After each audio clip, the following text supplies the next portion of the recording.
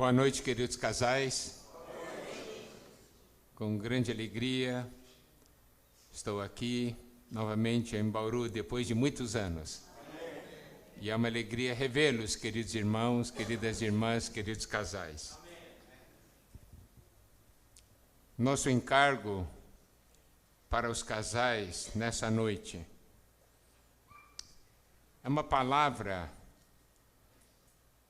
bastante madura, é uma palavra de maturidade.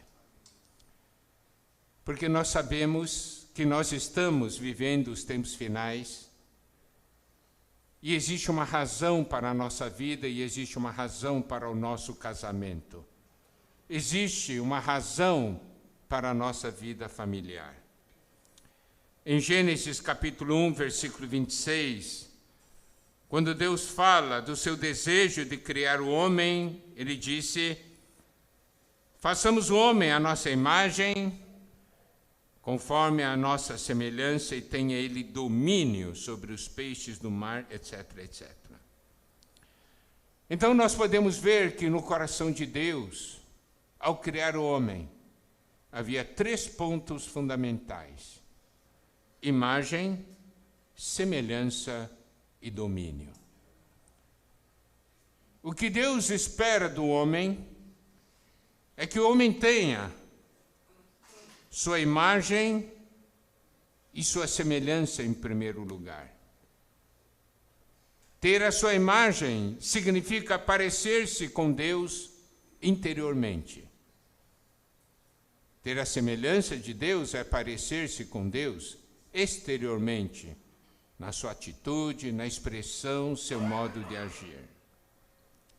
E aqui fala também ter ele domínio.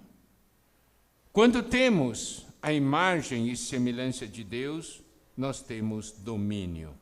Isso quer dizer a realidade do reino de Deus e da autoridade de Deus se expressa no nosso ser, na nossa vida. Agora, no versículo 27, mostra algo importante. Criou Deus, pois, o homem à sua imagem, a imagem de Deus o criou, homem e mulher os criou. Isso mostra que quando Deus criou o homem, ele criou o homem de uma maneira muito especial, em 2 partes, homem e mulher. Isso quer dizer que os dois juntos formam um todo. Homem e mulher são diferentes, mas são complementares. E os dois são importantes para Deus. E aí nós temos o versículo 28, que começa com a seguinte frase: e Deus os abençoou. Aqui nós temos o primeiro registro na Bíblia, no que diz respeito na ordem dos versículos, as primeiras palavras que a Bíblia registra, as palavras que Deus dirigiu ao homem. E as primeiras palavras foram uma bênção para o casal. Isso significa que Deus deseja abençoar cada casal. A nossa porção é a bênção, nós nunca podemos nos esquecer disso. Isso está no coração de Deus. E aqui disse, Deus abençoou, ele disse: sede fecundos, multiplicai-vos, enchei a terra e sujeitai-a. Aqui fala sobre a multiplicação, sobre encher a terra e sujeitar. E isso traz dentro de si o significado que Deus quer, por meio do homem, trazer o seu reino para essa terra. Essa é a semente que nós temos no livro de Gênesis. Mas nessa noite, nós vamos abordar uma porção de 1 Pedro, capítulo 4.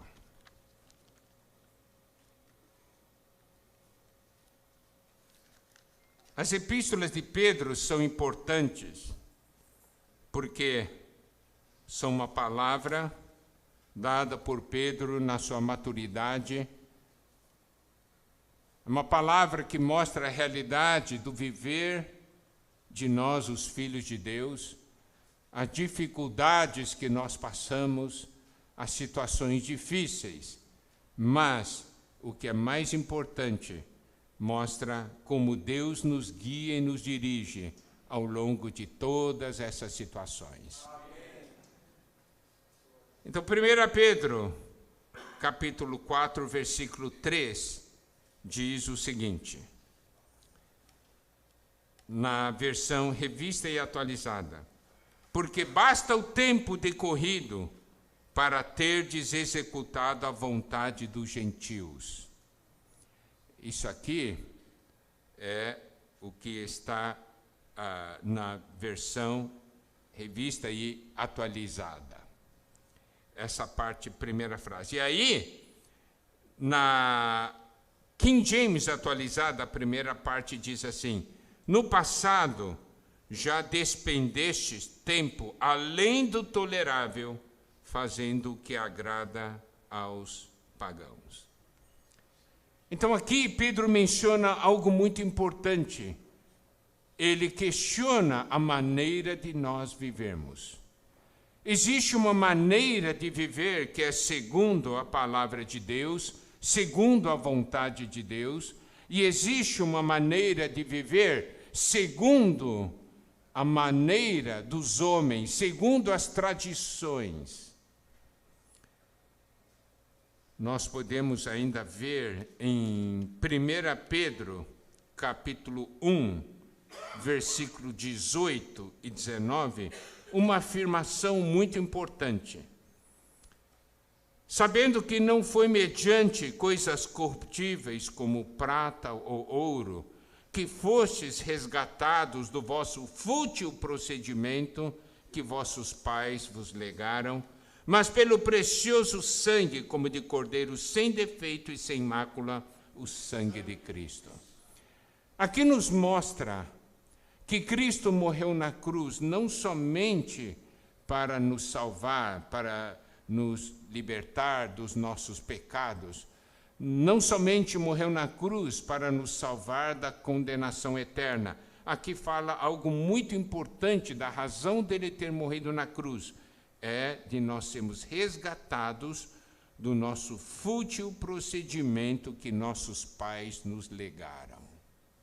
Isso quer dizer o quê? Que Cristo morreu para nos resgatar de uma vã maneira de vida, de uma maneira de vida sem propósito, sem um fim, dentro da vontade de Deus, e que não conduz a nada real para a eternidade. Se Cristo morreu para nos resgatar disso, nós temos que fazer uma pergunta: como nós estamos vivendo hoje como casal? Nós estamos vivendo segundo nossos costumes ou nós estamos vivendo segundo a palavra de Deus? E se nós estivermos vivendo segundo nossos costumes, o que nós vamos perceber? Muitas brigas e discussões. Por quê? Porque o marido vem de uma família e a esposa vem de outra família. Cada família tem seus costumes e sua maneira de viver. E não são poucos os casais que eu ajudei. Por quê? Porque viviam em muita briga. Porque a esposa dizia: a maneira de viver da minha família é melhor.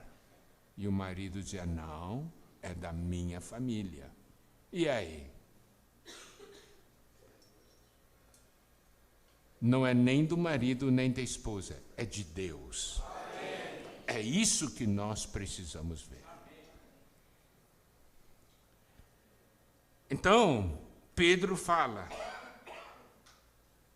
basta o tempo decorrido de teres executado a vontade dos gentios. Porque Pedro tinha uma consciência do final dos tempos. Ele estava para partir, nós podemos ver isso em 2 Pedro. Ele sabia que o Senhor estava preparando o seu povo para a sua volta. E ele então dá uma palavra de alerta, uma palavra de maturidade para os casais, para a igreja, que nós estamos hoje aplicando para os casais. Por quê? basta o tempo decorrido de viver segundo os costumes, segundo a vontade dos gentios. Porque 1 Pedro capítulo 4, versículo 7, na primeira parte diz: ora, o fim de todas as coisas está próximo. Se nós temos essa percepção que o fim de todas as coisas está próximo, nós temos que realmente levar diante do Senhor sobre a maneira de vida que nós estamos tendo. Nós estamos nos preparando para a sua volta ou não? A volta do Senhor é um fato. Quem aqui crê na volta do Senhor, levanta a mão. Amém. Uma coisa é crer. Assim, eu acredito. Outra coisa é viver essa realidade. Eu posso crer, mas eu posso viver como nós, como um casal, podemos viver de uma maneira que não é uma maneira de alguém que está esperando a volta do Senhor. Nós vivemos como casal de uma maneira que está esperando a volta do Senhor. Um casal que sabe que está muito próximo o fim de todas as coisas. Quantas brigas desnecessárias por coisas vãs, por coisas fúteis, por coisas sem sentido.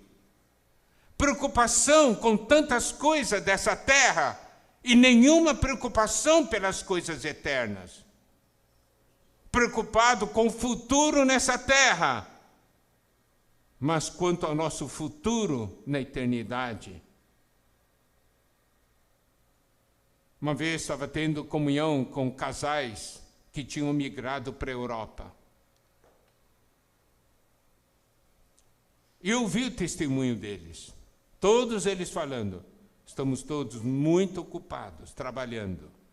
Porque aqui na Europa nós temos que trabalhar muito, muito mesmo, para poder sobreviver. Eu perguntei para eles, por que vocês foram para a Europa? Para termos um bom futuro para nós e para nossos filhos. Eu perguntei para eles, esse futuro é de quantos anos?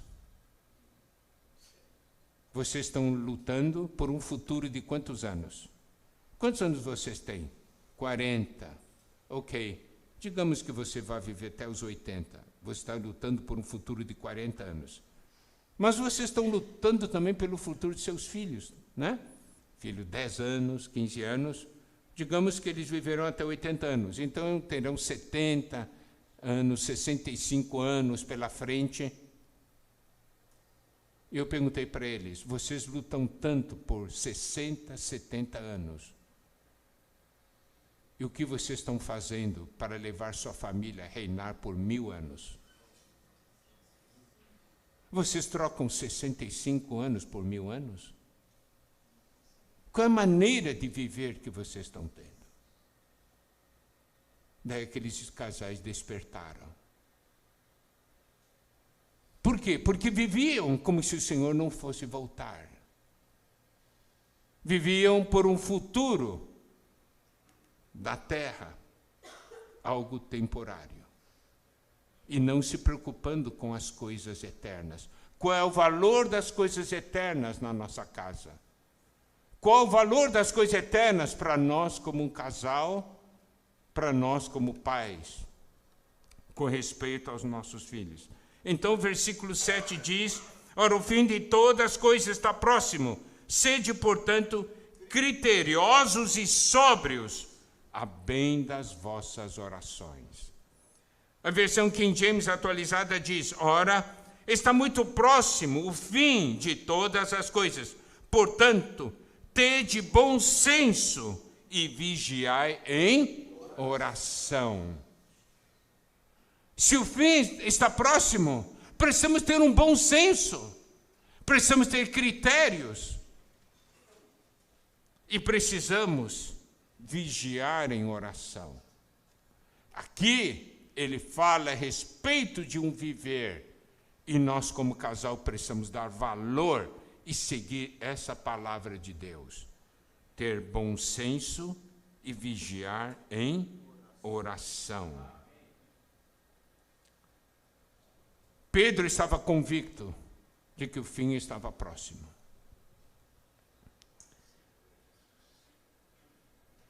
E quando ele nos fala com essa convicção, nós poderemos ver nos versículos que seguem. O intuito de Pedro não é pedir para que nós sejamos eremitas, que nós nos coloquemos numa caverna, mas para que nós possamos aproveitar o tempo que ainda nos resta para cumprirmos a missão que Deus nos deu. Então, como estamos tendo uma comunhão com os casais, estamos falando de cumprir a nossa missão como um casal. O marido pode ter uma missão, a esposa pode ter uma missão, mas existe uma missão que é para o casal. E a grande pergunta é, nós como casal, estamos ou não cumprindo a nossa missão? Ou a nossa missão está sendo cumprida somente como pessoas, como indivíduos, como marido, como esposa, e não como um casal? Nessa noite, nosso encargo é despertá-los nesse aspecto. Que todos os casais possam cumprir a sua missão como casal. E aí, ao vermos que o fim de todas as coisas está próximo, nós temos que pensar, vale a pena vivermos da maneira como estamos vivendo? Colocando tudo, apostando tudo nas coisas que um dia vão passar, nas coisas que um dia nós não vamos levar? Ou vamos gastar nossos dias nas coisas que vamos levar? Existe um ditado que diz assim, desse mundo nada se leva, né? Isso é meia verdade. Por quê? Das coisas materiais, nós realmente não levaremos nada, mas das coisas espirituais nós vamos levar. Então, vale ou não vale a pena gastar tempo nas coisas que não vamos levar? Ou vale mais a pena, então, gastar tempo nas coisas que nós vamos levar? Infundir em nossos filhos as coisas que um dia eles vão levar. Então, tudo isso está ligado ao nosso viver. Por isso, nós precisamos ser criteriosos, sóbrios, a bem das nossas orações. Precisamos ser sóbrios na nossa oração. Temos consciência do tempo que estamos vivendo, orar de acordo com o tempo que estamos vivendo, e também devemos ser sóbrios para vigiar. A palavra do Senhor para nós é vigiar e orar. Então, como casal orar, como casal vigiar. Um alertar, lembrar ao outro de que o Senhor está voltando. E aí, nós vamos entrar agora numa parte prática, para nós podermos cumprir a nossa missão nessa terra. E a nossa missão é com pessoas.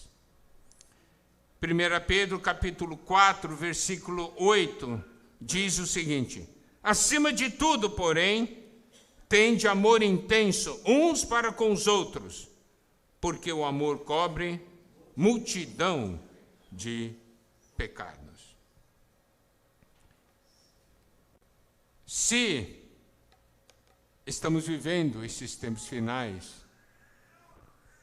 acima de tudo, precisamos ter um amor intenso. Observe, amor intenso, de uns para com os outros. Claro, isso inicia no casal, tá certo? Um amor intenso entre os cônjuges. E a partir disso, o casal ter um amor intenso para com as demais pessoas.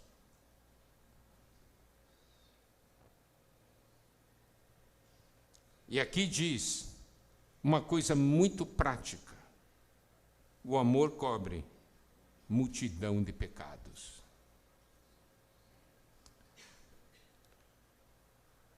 Se nós estamos vivendo esses tempos finais, o casal deve se amar intensamente. Não é ficar olhando para pequenos detalhes e começar a brigar e discutir. Discutir e olhar erros pequenos, probleminhas. E não são poucos casais que brigam o dia inteiro por coisas sem sentido. Coisas que não estão ligadas à vida eterna. Coisas que vão passar. Brigam por causa da cor da pintura de uma parede. Qual a cor que a parede deve ter? Briga feia, a ponto de quase se separarem. Eu não estou mentindo, estou?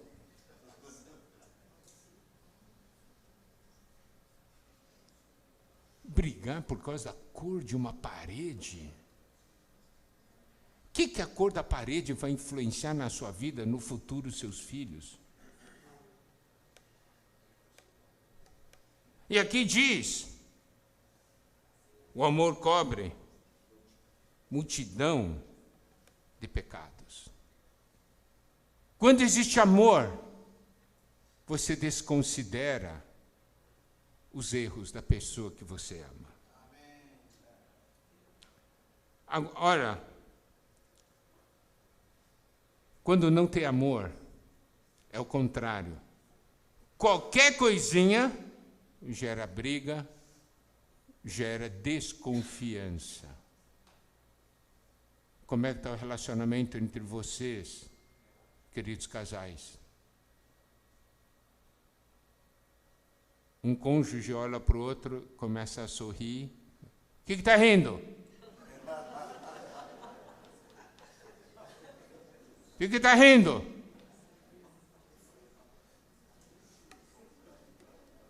Claro sinal de que o amor se foi. Então, tá bom, eu não vou rir mais. Essa cara longa o dia inteiro, nem um sorriso. Então, rir está errado, não rir também está errado.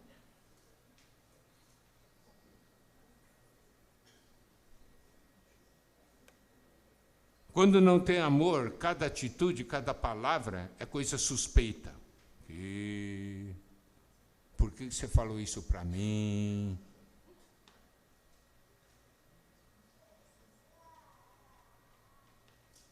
Queridos casais, é assim que nós nos preparamos para a volta do Senhor? O Senhor está voltando e a volta do Senhor pega o casal brigando. É em flagrante assim.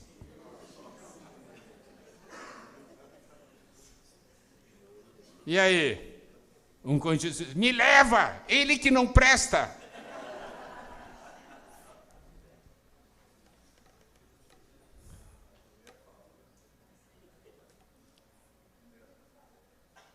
Olha só, Provérbios capítulo 10, versículo 12, diz o seguinte: o ódio excita contendas, mas o amor cobre todas as transgressões.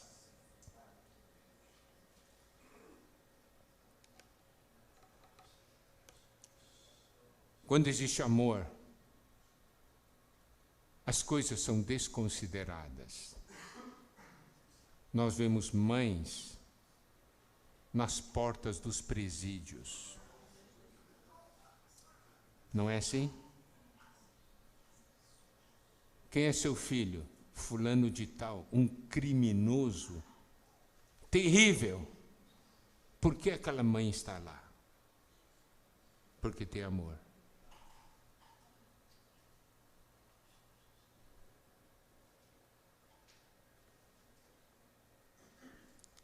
Vou dizer uma coisa.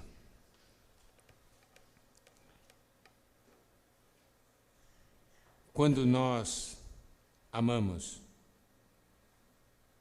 nós encobrimos, nós cobrimos pecados, significa, nós não levamos em conta, porque o amor é intenso. Por isso devemos ir diante do Senhor, porque é esse amor que o casal tem um para com o outro que vai fazer com que o casal ame as pessoas que Deus deseja salvar. Porque tem a experiência do amor que cobre multidão de pecados. Agora esse casal vai ser útil na mão de Deus para ganhar pessoas para o Senhor, para cuidar das pessoas para o Senhor. Está vendo? Aí esse casal estará cumprindo a missão dada por Deus. Mas a lição começa em casa.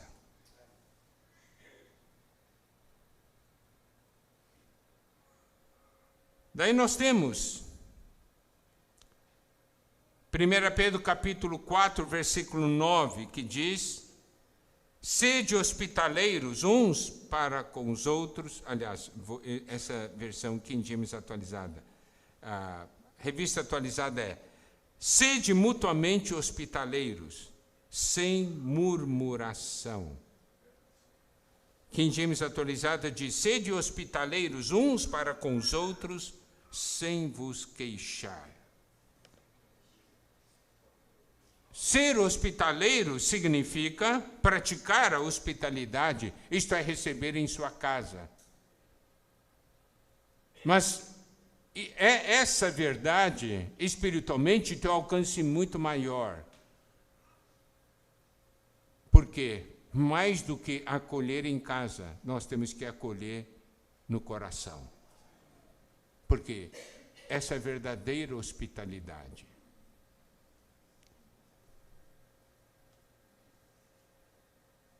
Sede mutuamente hospitaleiros. Significa, eu acolho você no meu coração e você me acolhe no seu coração. Essa deve ser uma realidade para o casal. E essa realidade para o casal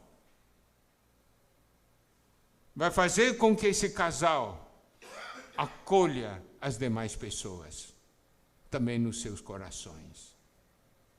Acolher por quê? Porque ama. Então, você pode ver, em 1 Pedro capítulo 4, no versículo 8, fala de ter amor intenso um para com os outros, e aqui fala de ser hospitaleiro uns para com os outros, porque aqui diz, sede mutuamente hospitaleiros. Amar leva a acolher. E aqui diz um ao outro. Então começa no casal e se expande na vida da igreja.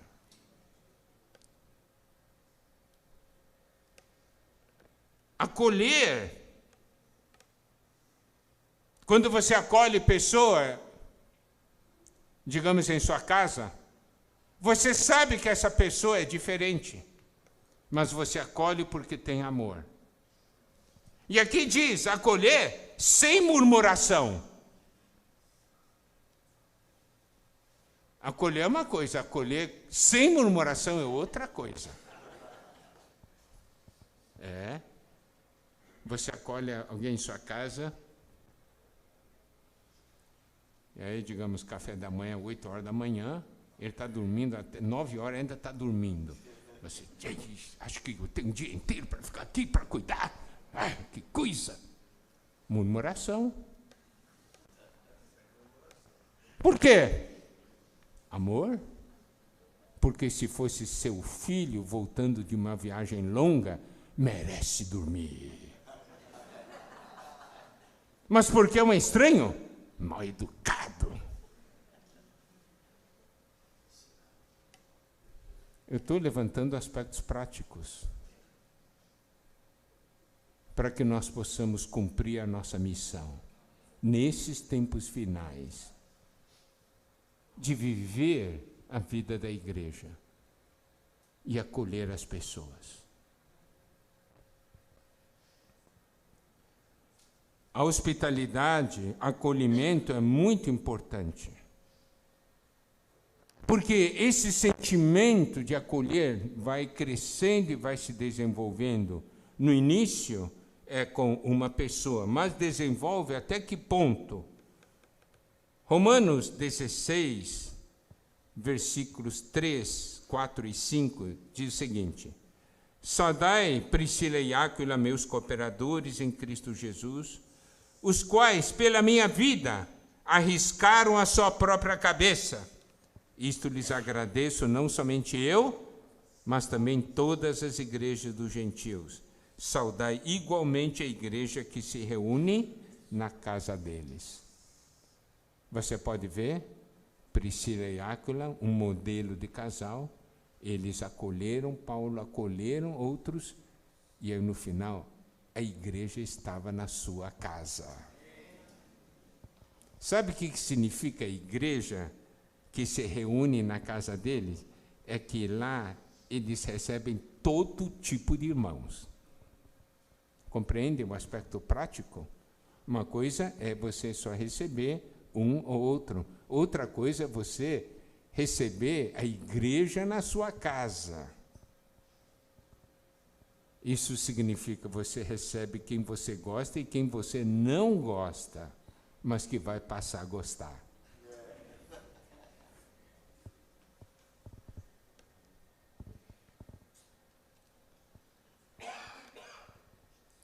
E em Filemon, versículos 1 e 2, diz assim: Paulo, prisioneiro de Cristo Jesus, e o irmão Timóteo, ao amado Filemon, também nosso colaborador. Versículo 2, e a irmã Áfia, e a Arquipo, nosso companheiro de lutas, e a igreja que está em tua casa.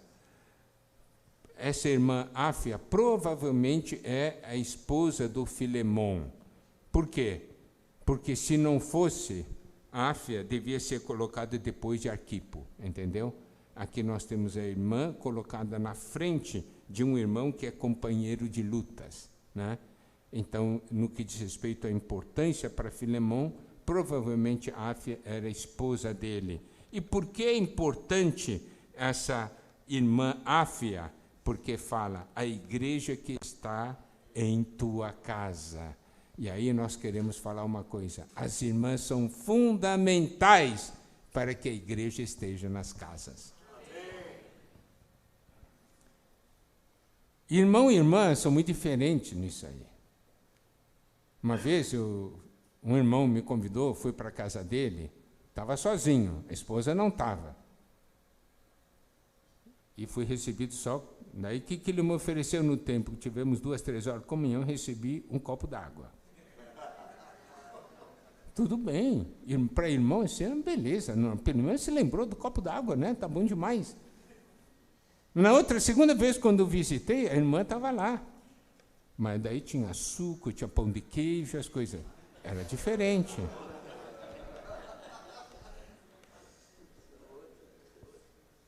Irmãs, essa questão de amor intenso e acolhimento, irmãs, vocês são fundamentais. Receber a igreja na sua casa.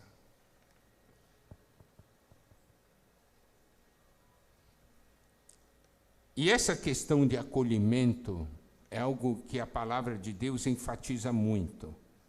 Romanos capítulo 12, versículo 13.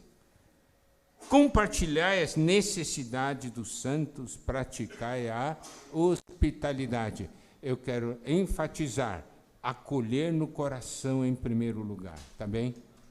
Eu não vou falar acolher em casa, mas essa hospitalidade começa com acolhimento no coração, porque aqueles que você acolhe no coração, você acolhe em sua casa.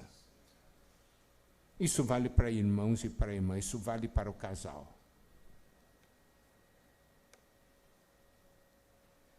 compartilhar necessidades dos santos, praticar hospitalidade. E olha só, 1 Timóteo 3,2 mostra que isso aqui é um requisito para alguém ser um presbítero ou bispo.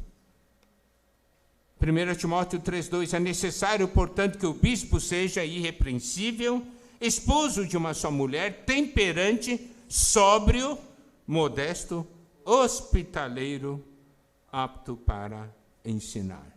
Tem que ser hospitaleiro, tem que acolher as pessoas no coração.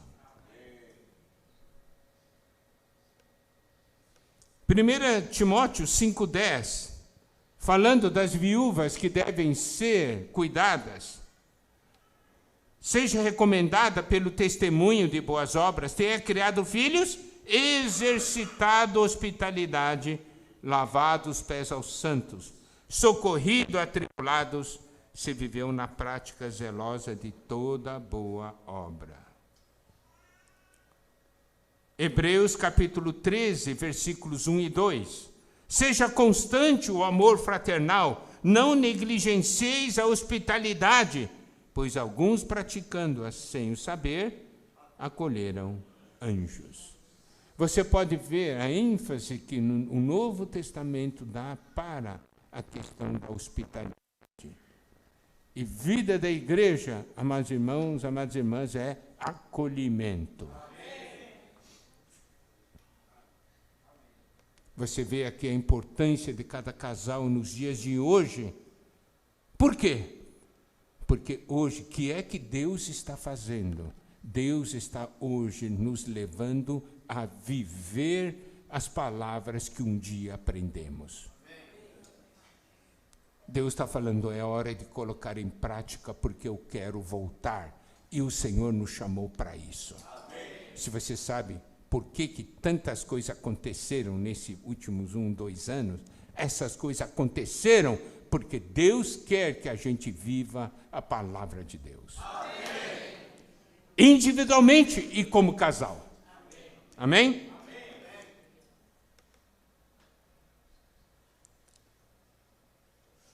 Existe um princípio ligado a essa questão de acolhimento, que está em Mateus 25, quando fala das ovelhas e cabritos, né? Mateus 25, versículos 35 e 36. Preste atenção a esses versículos.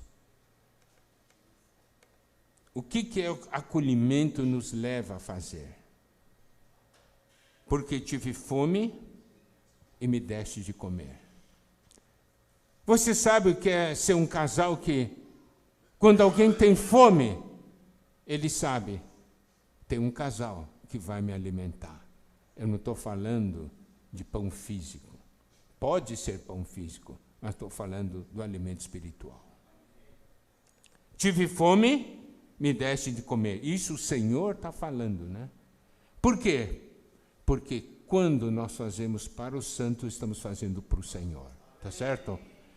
Por isso, olha a importância do acolhimento. Tive fome, me deste de comer. Tive sede, me deste de beber. Era forasteiro e me hospedastes. 36, estava nu e me vestistes. Enfermo, me visitastes. Preso e fostes ver-me. Isto é acolhimento. Isto é viver a vida da igreja. Isto é cumprir a missão que Deus nos deu como casal. Agora, vamos para 1 Pedro 4, versículo 10. Servir uns aos outros, de acordo com o dom. Aliás, eu peguei de novo aqui em James atualizado. Revista atualizada. Servir uns aos outros, cada um conforme o dom que recebeu, como bons despenseiros da multiforme graça de Deus. Aqui diz, para servir uns aos outros. Foi falado sobre amar uns aos outros, foi falado sobre acolher, ser hospitaleiro um para com o outro, e aqui fala de servir uns aos outros. Começa no casal, um ao outro. E a partir do casal, para outras pessoas. Servir uns aos outros de acordo com o dom que cada um recebeu, como bons administradores da multiforme graça de Deus. Isso quer dizer que Deus nos dá da sua graça, e essa graça é multiforme, tem muitas formas. E essa graça que Deus nos deu é que nos faz ter os dons. Então, nós devemos servir de acordo com os dons que nós recebemos. É inegável que todos nós recebemos dons. E por que nós recebemos dons? Nós recebemos dons para servirmos uns aos outros. Nós não recebemos dons para que esse dom seja algo vão. Se não usamos esses dons para o Senhor, para o propósito de Deus, esse dom eu recebi em vão. Existe o dom individual e existe o dom como casal.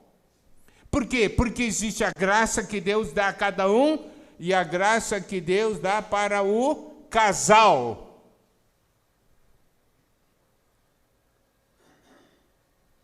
E precisamos ser esses bons dispenseiros, bons administradores dessa multiforme graça de Deus. Esse dom pode ser algum talento, alguma capacidade. Esse dom pode ser alguma coisa que você possui. Tudo que Deus deu a você é um dom, é um presente. Pode ser dons fora de nós e pode ser dons dentro de nós.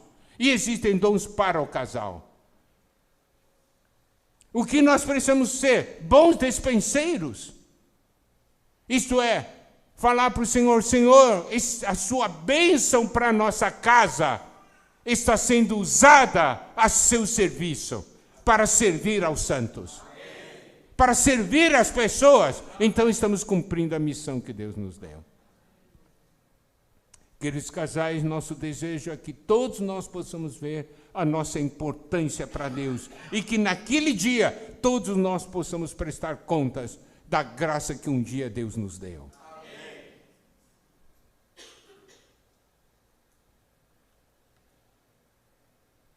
Pode ser dom da palavra, dom de música, dom de apacentamento.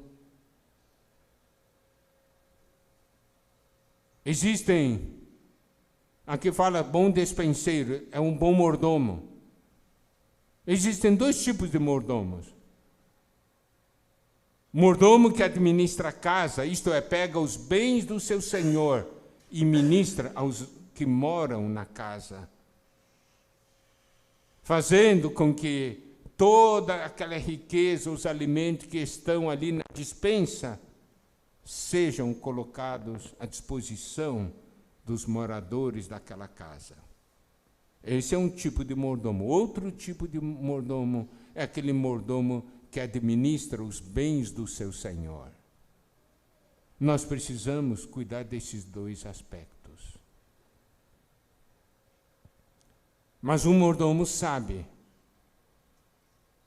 tudo isso é do meu Senhor, não é meu. E nós precisamos ver, os dons que hoje nós temos são do nosso Senhor.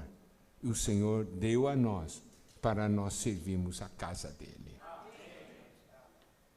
E nós estamos cumprindo essa missão. Queridos casais, quantas coisas a multiforme graça de Deus dispensou a você, querido casal.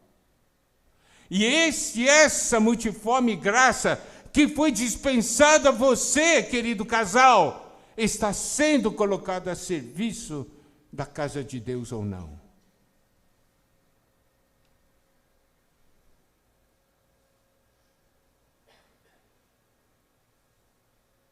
Primeira Coríntios 15:10, Paulo diz, mas pela graça de Deus sou o que sou. Paulo dá um testemunho. Tudo que sou é pela graça de Deus. E a sua graça que me foi concedida não se tornou vã. Antes trabalhei muito mais do que todos eles. Todavia não eu, mas a graça de Deus comigo. Isso quer dizer, Deus dá a sua graça. O que eu tenho que fazer é colocar essa graça a serviço dos santos. Então tem dois fatores aqui, a graça de Deus e a minha disposição em dispensar. Eu vou dizer uma coisa, se cada casal colocar à disposição, servir as pessoas de acordo com a graça que Deus deu, a vida da igreja será totalmente diferente. Estou falando todos os casais. Senão, aquele casal naquele dia diante do tribunal de Cristo, o Senhor vai perguntar, o que você fez da graça que eu dei a você? Usou para quê?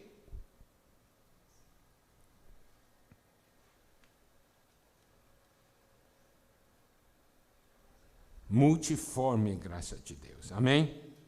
Agora o versículo 11. Essa palavra de conclusão diz assim: se alguém fale de acordo com os oráculos de Deus. Certo? King James atualizada diz, se algum irmão prega, fale como quem comunica a palavra de Deus. Em outras palavras, se você fala, fale de acordo com a palavra de Deus. Se alguém serve, faça-o na força que Deus supre. Aqui nós temos o equilíbrio. Eu não sou somente alguém que fala, eu também sou alguém que serve. Isso quer dizer, o que eu falo, eu faço. Compreenderam? Agora, se eu falo, deve ser segundo a palavra de Deus. Se eu faço, eu devo fazer na força que Deus supre, não na minha força. Eu acho esse versículo maravilhoso. Falar e servir. Não posso ser alguém que só serve. Eu também preciso falar, entendeu? Esse é o equilíbrio que tem. Se eu falo é segundo a palavra de Deus, e se eu sirvo é na força que Deus supre. Então podemos ver, tudo isso mostra que Deus é o doador de tudo. Ele nos dá a palavra e Ele nos dá a força. Ele nos dá a palavra para que nós falemos. Ele nos dá o poder para que nós possamos agir. Para que possamos fazer. Ouvi uma história, e isso mostra, então, cada um de nós é importante. Nenhum casal é descartável na vida da igreja. Todos os casais são importantes. Uma vez eu ouvi a história, que um homem de Deus falou, diz que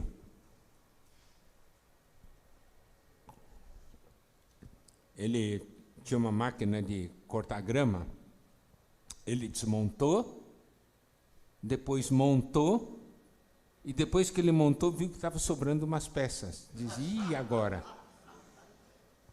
Daí, ele disse assim, vou experimentar, deve funcionar.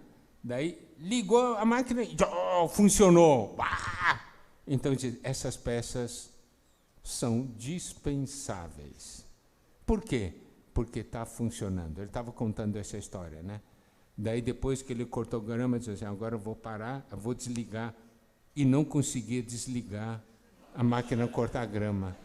Ele só olhou, funcionou, mas aquela peça era para ele fazer a máquina parar de funcionar. Ele disse, não é descartável não, entendeu? Você acha que algum casal é descartável? Na hora que você manda parar as coisas, está faltando uma peça, Querido casal, você é a peça que falta na vida da igreja.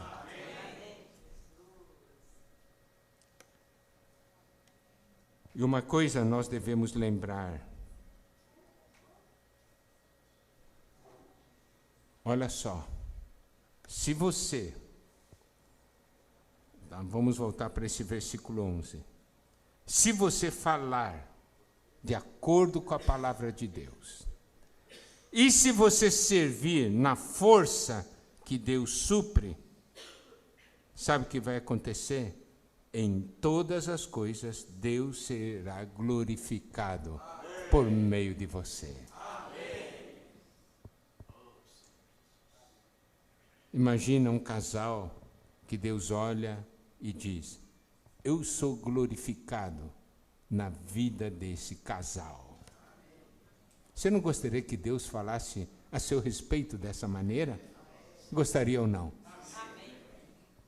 Está disponível.